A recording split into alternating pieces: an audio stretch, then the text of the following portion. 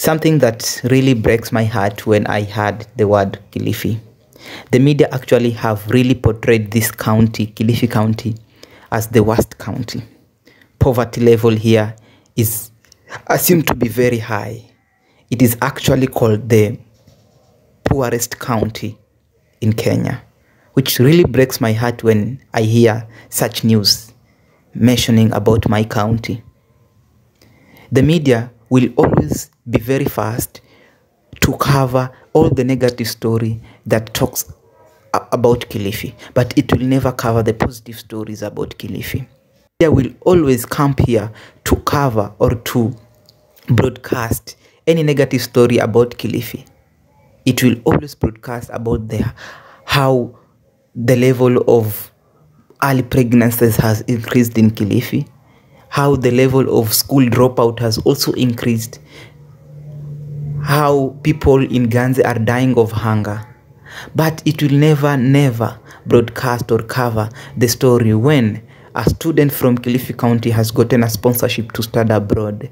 It will never cover that.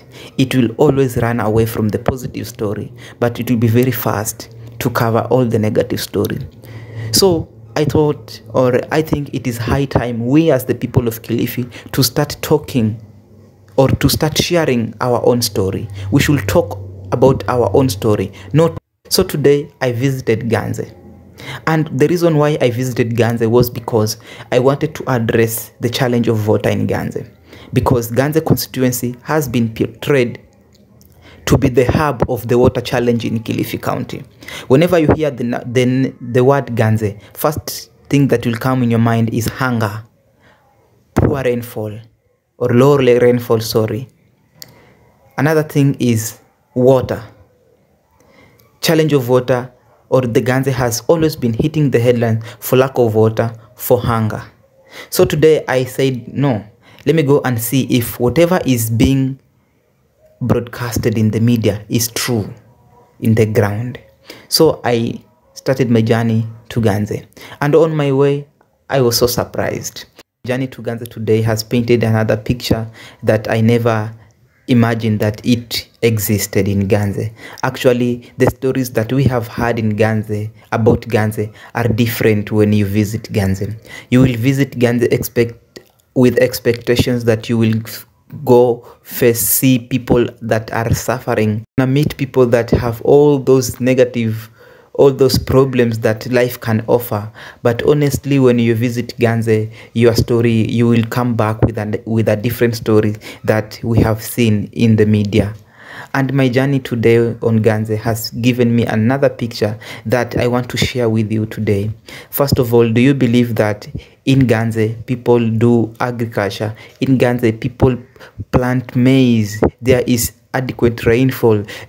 Of course, not all parts of Ganze, but a large part of the Ganze constituency receives adequate rainfall that can have them get maize to feed their families. On my way to Ganze, I was so surprised by seeing that along the road I could see people cultivating. I could see people doing agriculture, but the main crop that they are practicing here is maize. And I was so surprised, I was so shocked, like, oh, so we can have people who can have rain in Ganze. Actually, I get rained on several times on my way to Ganze, and this has painted a different picture in me. And this picture, I want to urge all the people or all the mainstream media that have been broadcasting or have been covering stories about Ganze to kindly change the narrative, because you have portrayed these people to be sufferers, to be facing a lot of problems. But generally or honestly, when you visit that place, you will come back with a different story. I stopped at this place to have a conversation with the border guards here to learn about the challenge of water, what they are facing regarding water. And to my surprise, I was so shocked when learning that at least there is availability of fresh water here. And kudos to the county government of Kilifi for the commendable job that you have done to ensure that the people of Ganze have adequate water, have fresh water, have access to fresh water. This is so good, and to some point I can say that devolution have to some point helped us, the people of Kilifi County.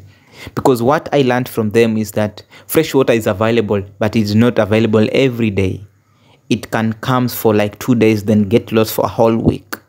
But at least it is available. A 1 jerrycan of fresh water here goes for 15 shillings. Sometimes it goes for 10, depending if the water is available in tap or it is available in the tanks. Kufika time maji yanafanya kupewana kwa siku. Kama kwa mfano kwa siku ya leo Jumatano. Kama leo yako ndio napitia maji, wewe uwe na mitungi ya kutosha, ujaze maji, ama kama kuna ile matanga yale, ujaze maji ya kutosha. Cause ikikata hiyo siku hiyo, nenda kwa lane nyingine. Inaenda eneo lingine ipate maji. Okay. Kwa hivyo hiyo ndio imekuwa kawaida ya hili eneo. Hiyo ndio kawaida hiyo. Kwa sasa hivi maji mmeipeza tangia lini? Temu hii kuna wiki moja temu hii. Hamjapata maji kwa hata imetoka hivi asubuhi hiyo maji. Na labda je nikiulize, mbali na kwamba maji fresh inapatikana kwa shida hiyo, kuna labda serikali ya county imejaribu kuchimba maboholi eneo hili ili kwamba hiyo inaweza kuwa supplement ya ile maji fresh? Kusema kweli maboholi huku bado hajachimbwa. Kwa hivyo mnategemea tu maji ya mfereji peke yake. Okay. Alafu shida nyingine ni pipe kama zimetoboka, maji yanamwaika. Mafundi wako hapo karibu kabisa, naweza kuchukua karibu siku nyingi zenyewe hawajaziba hiyo mifereji. Alafu kuna challenge nyingine kama maji yanaweza kawia kama siku wiki za kuhesabu, nikifika wakati wa bili, unaletewa bili kubwa ili hali maji umetumia kidogo.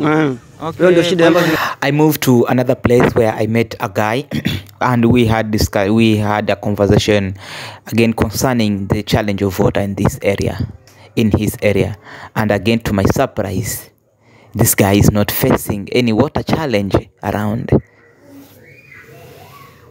Majina kamili, mimi naitwa Fadhili Sami Ndenga.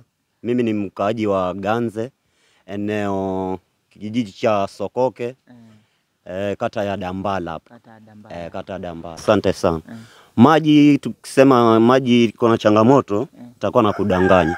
Maji katika haya maeneo hatulalami nayo. Maji inapatikana kwa wingi sana. Mbali na kupatikana kwa wingi, inapatikana kwa yani karibu sana. Labda nikuulize, ukiwa hapa maji utapata wapi? Nikiwa kama hapa tunavongea, maji inaweza kupata mita 5 tu kutoka hapa mpaka pale. Yule jirani yako hapa jirani yangu. Huyu naye pia. Na nikitoka pale nikipenda kwenda pale mita 5 napata maji. Nikitaka kwenda pale mita 5 napata maji. Yani ni kama tumezingirwa na maji hapa maeneo. Kwa hivyo tatizo la maji huwezi litaja. Yani tatizo la maji mimi naweza kulipiga mkomo kabisa. Maji si tatizo. Okay. Haya maeneo maji yanapatikana kwa wingi. Sasa umenitajia kwamba maji si tatizo eneo hili. Ndio. Vipi, ni tatizo gani limekithiri katika eneo hili? Ndio swali zuri sana, asante. Tatizo lililokithiri katika haya maeneo ama ili eneo lote la Kilifi ama eneo letu bunge la Ganze ni njaa, brother. Njaa ndio imekita mizizi hapa. Njaa ndio donda sugu. Njaa, ukisema njaa ni kumaanisha kwamba watu hawana chakula. Na je, wamekosa chakula kwa njia gani? Unajua unaweza kosa chakula kwa njia mbili. Either hakuna mvua ya kwamba unaweza enda shamba ukalima upate mavuno ya chakula. Ndiyo. Ama hakuna kazi ya kwamba unaweza fanya kazi upate hela uende dukani ununue chakula. Njaa hiyo unayosema wewe imesababishwa na nini? Asante sana. Njaa kubwa nikiangalia hivi katika haya maeneo imeletwa ama imesababishwa na ukosefu wa ajira kwa vijana ama kwa watu wote katika haya maeneo. Ajira ndo iko chini. Kwa hivyo ajira ndo haipatikani hapa. Ajira ndo tatizo. Hakuna kibarua kabisa yoyote mtu anaweza fanya? Kibarua kwa sababu saa hii ni wakati wa mvua inaendelea kunyesha na watu wanalima na kupalilia. Saa hii ndo kazi za shamba zimetokea ama zimetokezea. Waweza ingia kwa shamba ya jirani, katafuta kibarua pale, kama ni kipande kimoja, vipande viwili, ukakatiwa na ukalima. Ukapata ile shilingi 200 au 220, ukaenda kwa duka, ukaenda pata mfuko wa unga. Na hiyo ndio ajira iliyoko saa hii hapa katika haya maeneo. Kwa hivyo hakuna, tukisema ni ajira inakuja tu kwa msimu wa ukulima. lakini wakati mwingine ajira inakuwa ni shida sana kupata. Ajira ni shida sana kupata. Hususan saa hii ndio waweza kupata hiyo ajira ya kwa sababu mvua inaendelea kunyesha. Lakini mvua saa hii ikikatika ajira huwa zinasumbua. Huwa zinasumbua sana. Na tatizo kubwa sana ni ajira kwa vijana. Na unajua vijana saa hii ndio wazee wa leo. Na labda nikuulize, hili ni eneo bunge la Ganze. Ndio. Mbunge wako huku ni nani? Mbunge wangu wa eneo hili letu la Ganze ni Mheshimiwa Tungule. Alafu si unajua governor tayari ni Mheshimiwa Mngaro. Alafu MCA wangu ni Mheshimiwa Karisa Ngirani katika haya maeneo. Labda nikuulize sasa, umetaja kwamba njaa ndio tatizo ambalo limekithiri eneo. Ndio. Na labda tuanze kwanza kwa kuwashukuru viongozi wetu wa Kilifi County. Na sijui ni mtu gani alihusika kuhakikisha kwamba jambo hili la maji limeisha, kwa sababu awali hili jambo la maji eneo hili la Ganze ilikuwa ni jambo lenye linatajwa sana. Eneo hili la Ganze limegusa vyombo vya habari kwa ukosefu wa mvua na pia maji. Na kwa sasa hivi kama ulivyoniambia ni kwamba hilo shida ya maji huku huwezi itaja kama tatizo, maana maji imekuwa iko kila mahali. Umeniambia ukitembea tu kilomita 5 kuna maji. Hapa ni kama umezungukwa na mfereji ya maji. Na sasa shida iliyokobaki ni ajira. Ambao ni njaa. Njaa hiyo imeletwa na tatizo la kukosa kazi. Lakini mvua, nimeona mvua inapatikana. Watu wanaweza shenda shamba wakalima.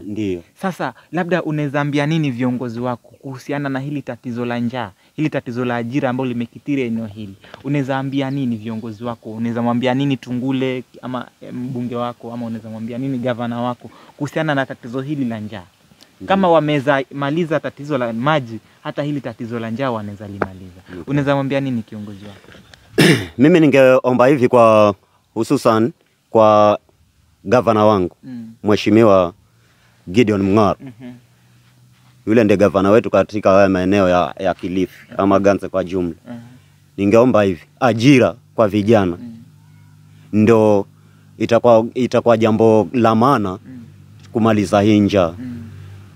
Kwa hivyo mheshimiwa akipata ajira kule zimetokezea kule, akituarifia sisi wananchi kwamba mahali fulani, ofisi fulani, saa hii kuna nafasi 10 za kazi, kuna nafasi 20 za kazi, kuna nafasi 100 za kazi. Watu nyote jitokezeni, muje mupate ajira. Hili janga la njaa kidogo, itakuwa kila mtu anaweza kujikimu kimaisha. Lakini hii hali ikiwa hivi itakuwa sio hali nzuri. Kwa hivyo namuomba gavana wetu hili swala alitilie maanani sana. Akishatupatia ajira zimetokezea, akishatupatia itakuwa kidogo imekuwa afueni kwa sisi vijana na kwa watu wote wa Kilifi. Ndiyo. Mpendwa mtazamaji unayetutazama pahali pote ulipo, nataka kwanza nikushukuru kwa kuangalia video hii. Mimi kwa majina naitwa Ananda Shadrack, na mambo ambayo nimepata kuyagundua leo ni mambo ya kusikitisha sana, na pia ni mambo ya kushukuru serikali yetu ya Kilifi County kwa kupigania shida hii ya maji hadi kuhakikisha wameiua kabisa. Lakini jambo ambalo bado limekithiri eneo hili ni tatizo la ajira, na ajira hili ndio imesababisha hata eneo hili imekuwa ni vigumu sana watu wa huku kupata chakula kwa sababu hakuna ajira. Ajira tu zinatokea muda wa kuenda shamba na watu tu wanalima kama wanaajiriwa kwenye mashamba kulima vipande. Hiyo ndio inawapea riziki yao ya kila siku, ambao ningeomba serikali yetu ya county iwe itaingilia kati na iwe itaweza kusaidia wakazi wa huku kwa kuwaletea ajira. Kunazo njia nyingi sana serikali inaweza fanya kuhakikisha kwamba wakazi wa huku wanapata ajira. Moja wapo labda ningetoa tu kama mawazo ni kwamba tuangalie kwa mfano ukulima wa korosho. Imekuwa kuna viwanda vingi sana ambavyo vinafanya processing ya korosho pale Kilifi, lakini viwanda hivyo vimekosa kupata korosho. Ina uwezekano wa kwamba serikali yetu ya county inaweza fanya ikawa empower hawa wakazi wa huku kwamba watafanya hata ukulima wa korosho, watakuwa wanapata mazao yao kupitia ukulima wa korosho, na pia kupitia kuuza zile korosho watakuwa wanapata ajira. Labda ni jambo lenye linaweza saidia. Kwa hivyo ningetaka kuomba serikali yetu ya kaunti iwe itaweza kuingilia kati shida hii na iwe itaweza kuitatua kama vile ilivyoweza kutatua shida ya maji. Nimekuwa mimi wako Ananda Shadrack.